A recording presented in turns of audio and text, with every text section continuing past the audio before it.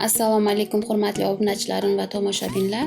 Kanalimga xush kelibsiz. Bugun sizlar bilan antiqa pechenyelar tayyorlaymiz. Bu pechenyeni tayyorlash uchun bizga quyidagi masalliqlar kerak bo'ladi.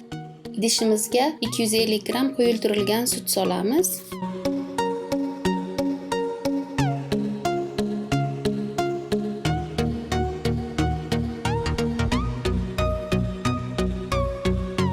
Yuz gram sariyog'ni solib yaxshilab aralashtiramiz.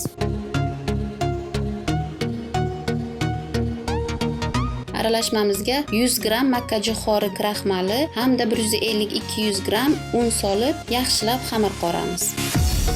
Unga yarim choy qoshiq razrixli til ham aralashtirib yuboring.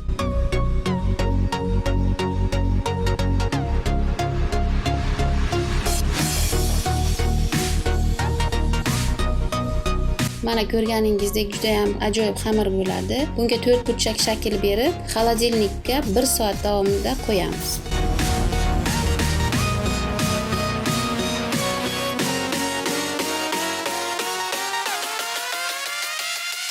Mana xamirimizni xolodilnikdan olib oldik.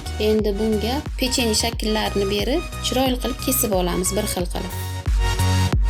Pechenyelarimizni 180 gradusda 20-25 daqiqada pishirib olamiz.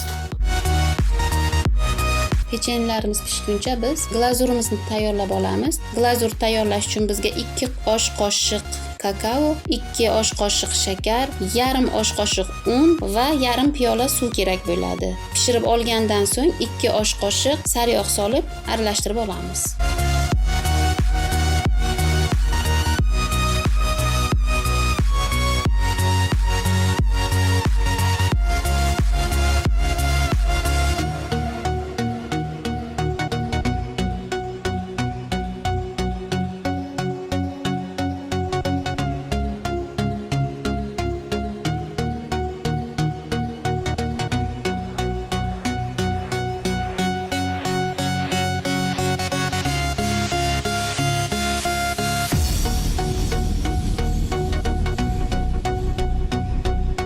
Glazurimiz tayyor.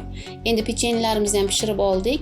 Pechenyelarimizni yarmisini shokoladga botirib olamiz. Agar siz xohlasangiz hammasini botirib olishingiz mumkin. Juda ham ajoyib mazali pechenye chiqadi. Bu pechenyeni albatta tayyorlab ko'rishingizni tavsiya qilaman. Oila a'zolaringizga juda ham yoqadi. Kanalimizga a'zo bo'ling, videomiz yoqqan bo'lsa. E'tiboringiz uchun rahmat.